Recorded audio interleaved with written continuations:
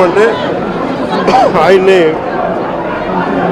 ఆయనతో పాటు దాదాపు 11 మంది 15 మంది దాకా అనుచరులు వచ్చి ఆయన మీద దాడి చేశారు. ఆయన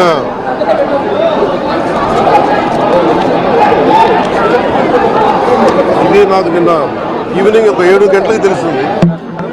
7 గంటలకు తెలిసినప్పుడు నేను వెంటనే అందరూ నన్ను అడిగింది అంటే ప్రెస్ స్టేట్మెంట్ ఇచ్చేయండి ఇలా కట్టిన అంటే నేను చెప్పాను ఇది దాదాపు 640 పైసలకు మండలాలు మనే. ఎంపీడీఓ అంటే నథింగ్ బట్ ఆయన మండలికి ఆయన కలెక్టర్ స్థాయి వ్యక్తి. అలాంటి మండలానికి సంబంధించి మొత్తం ఆయన ఇన్ఛార్జ్ దాన్ని డెవలప్మెంటల్ ఆఫీసర్ ఆయన. అలాంటి వ్యక్తి మీద భూమిని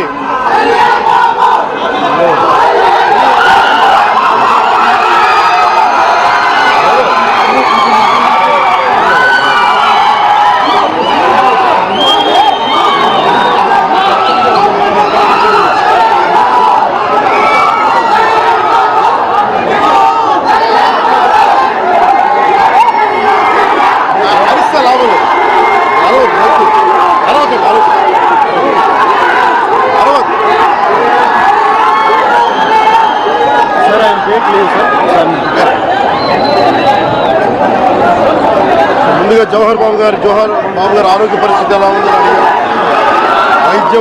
వైద్యం సరైన వైద్య విధానాలు జరుగుతున్నాయి లేదని దాని గురించి మాట్లాడాం.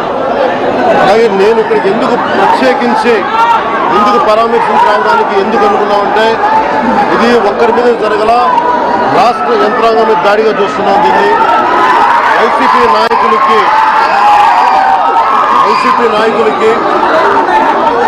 11 సీట్లు ప్రజలు పరిమితం చేస్తున్నాయి. కానీ ఇంకా అహంకారం చావాలా. ఈ అహంకారం తగ్గే వరకు మీరు ఇష్టానికి మాట్లాడిన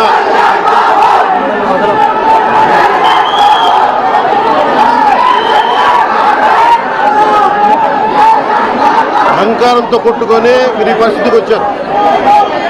ఇది ఈ వ్యక్తి మీదే కాదు, గత గాలివీడు మండలం సంబంధించి గతంలో కూడా ఏంటా మీరు ఎప్పుడు ఏ స్లోగన్ ఇవ్వాలో మీకు తెలియదు. అక్కడండి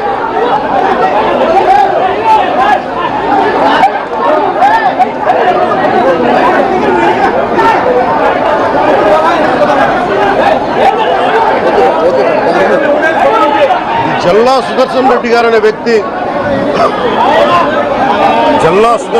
అనే వ్యక్తి ఈరోజు జవహర్ బాబు గారి మీద దాడి చేయడం కాదు, ఇతనికి దాడి చేయడం అనేది